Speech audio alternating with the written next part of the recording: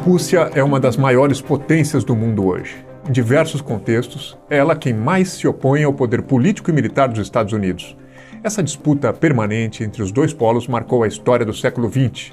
Mas não é só isso. A persistência da influência russa na política atual promete ser também uma das marcas do século XXI.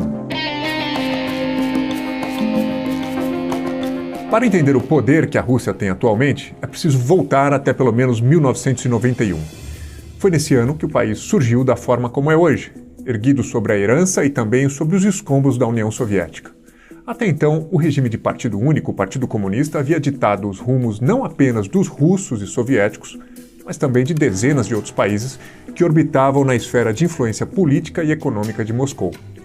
Esse poder comunista monolítico começou a balançar de fato no fim dos anos 1980, quando o então líder soviético Mikhail Gorbachev deu início a um programa de lenta abertura política, conhecido como Glasnost, e de abertura econômica gradual, conhecido como Perestroika.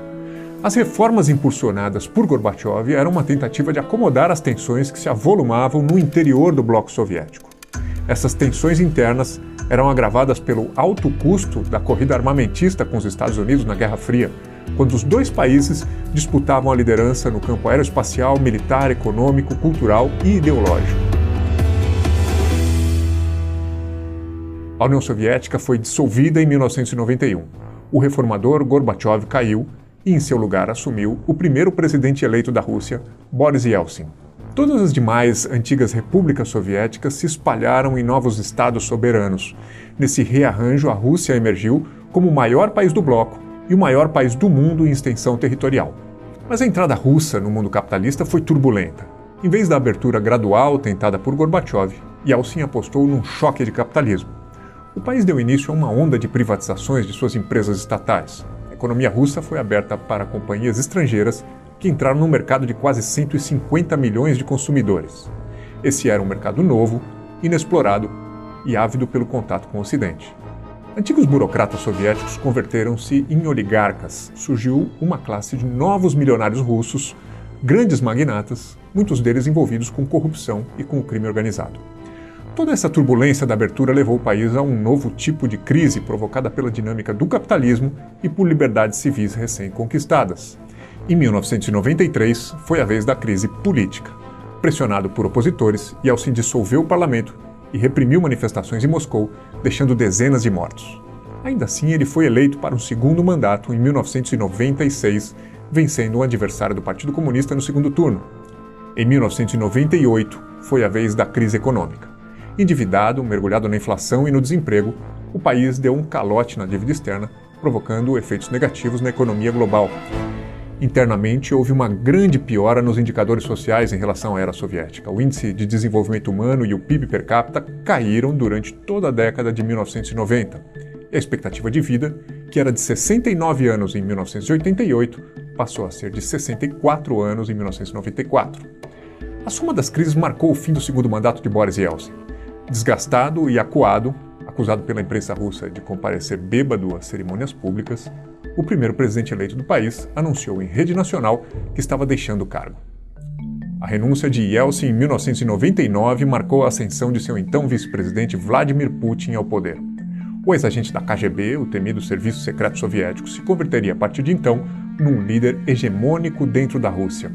Nenhum outro político seria capaz de rivalizar com Putin pelas décadas seguintes. Depois de substituir Yeltsin por um ano, Putin disputou e venceu sua primeira eleição presidencial no ano 2000. Ele obteve 53% dos votos, e esse era só o começo. Em 2004 veio nova vitória eleitoral, e Putin foi reeleito presidente para um novo mandato de 4 anos, desta vez com quase 72% dos votos. Sob os primeiros anos Putin vieram anos de melhorias em indicadores importantes. A expectativa de vida, por exemplo, que era de 65 anos quando Putin chegou ao Kremlin em 1999, passou a ser de 68 em 2008. E o índice de desenvolvimento humano pulou para patamares acima dos registrados ainda na União Soviética. Nesse período, o presidente russo concentrou poderes. Além de assegurar a maioria na Duma e no Conselho, que são os dois órgãos do legislativo russo, Putin também ampliou o uso da inteligência e da polícia para reprimir movimentos da sociedade civil. Ele sufocou violentamente movimentos separatistas na região rebelde da Chechênia e pouco fez para solucionar assassinatos de críticos de seu governo em Moscou.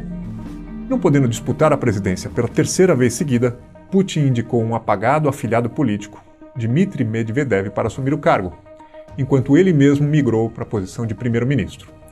Em sistemas semipresidencialistas como o russo, o presidente é o chefe de Estado e o primeiro-ministro é o chefe de governo. Mas essa divisão formal não manteve Putin longe do controle de quase todos os assuntos do país, mesmo quando ele permaneceu na função de premier de 2008 a 2012.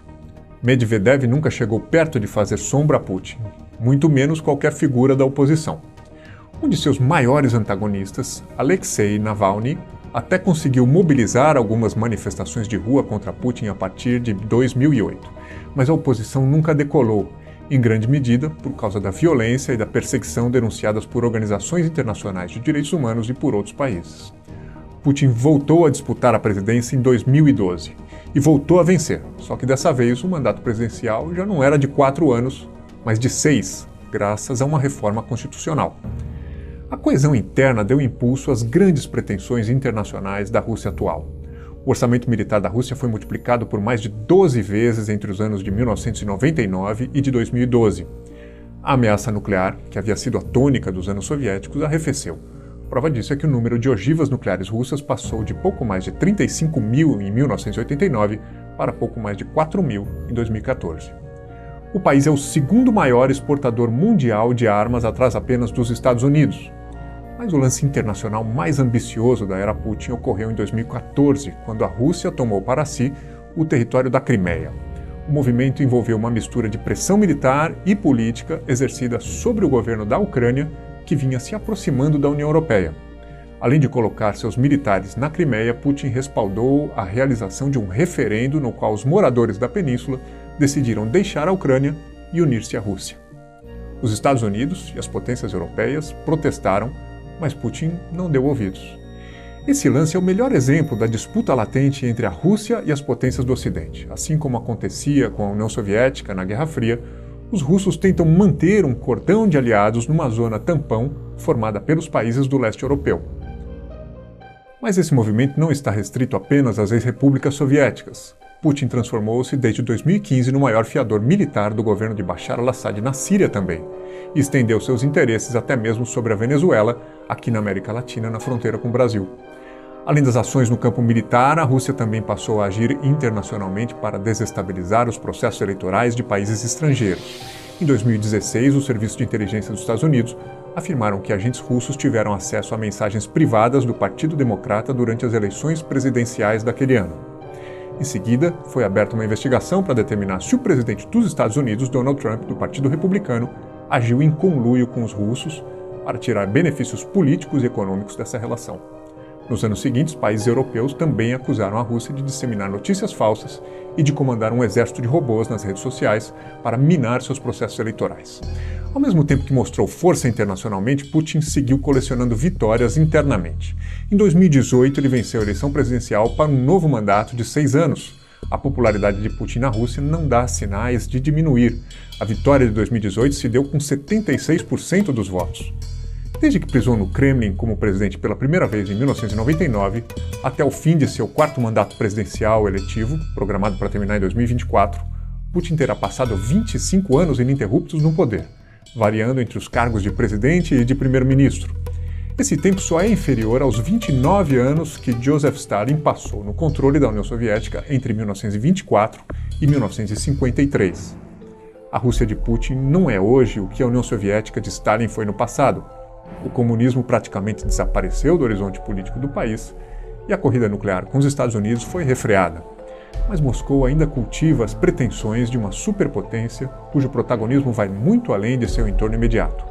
Putin mantém características de um autocrata, o jornalismo exercido com importantes restrições no país, os movimentos civis têm pouco espaço e a oposição é quase totalmente ausente.